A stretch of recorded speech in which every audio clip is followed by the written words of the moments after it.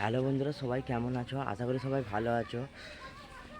তো আমি অনেক দিন থেকে বড় ভিডিও ছাড়ছি, কিন্তু আমার ওয়াচ টাইমটা বাড়ছে না,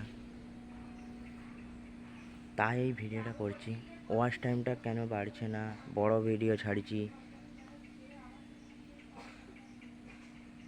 তাই আমার একটু দুঃখ আছে।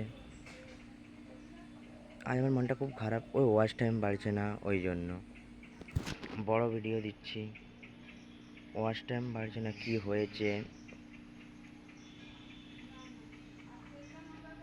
আমি প্রতিদিনের মতো বড় ভিডিও ছাড়ছি প্রতিদিন, কিন্তু ওয়াচ টাইম বাড়ছে না।